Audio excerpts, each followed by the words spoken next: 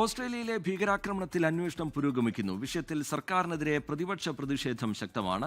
ഓസ്ട്രേലിയയിലെ യഹൂദ വിഭാഗവും കടുത്ത അതൃപ്തിയിലാണ്. ആക്രമണം നടത്തിയത് ഇന്ത്യക്കാരനെന്ന് പോലീസ് കണ്ടെത്തിയിരുന്നു. സിഡ്നിയിൽ നിന്ന് ഷാജു ഫ്രാൻസിസ് തയ്യാറാക്കിയ റിപ്പോർട്ടിലേക്ക്. ഓസ്ട്രേലിയയിലെ സിഡ്നിക്കടുത്തുള്ള ബോണ്ടായി ബീച്ചിൽ കഴിഞ്ഞ ഞായറാഴ്ച നടന്ന തീവ്രവാദി ആക്രമണത്തിൻ്റെ ഞെട്ടലിൽ നിന്നും രാജ്യം ഇതുവരെ വിമുക്തമായിട്ടില്ല.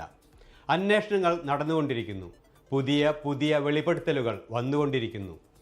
അതിനിടെ തീവ്രവാദി ആക്രമണത്തിൽ കൊല്ലപ്പെട്ട വ്യക്തിയുടെ മരണാനന്തര ചടങ്ങിന് ഇന്ന് രാവിലെ സംബന്ധിക്കാൻ എത്തിയ മുൻ Australian federal treasurer Josh Frydenberg വികാരഭരിതവും കടുത്ത ഭാഷയിലുമാണ് പ്രതികരിച്ചത്.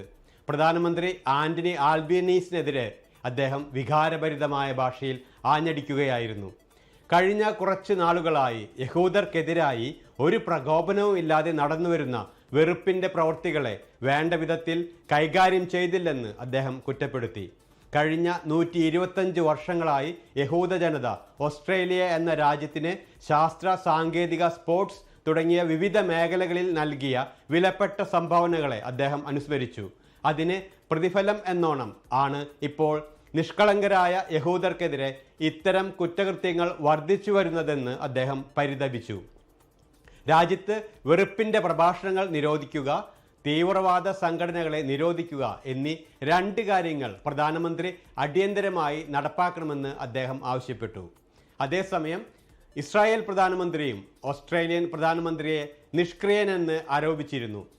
രാജ്യം ഒറ്റക്കെട്ടായി നിൽക്കേണ്ട സമയമാണ് ഇത് എന്നായിരുന്നു പ്രധാനമന്ത്രി ആൽബനീസിൻ്റെ പ്രതികരണം.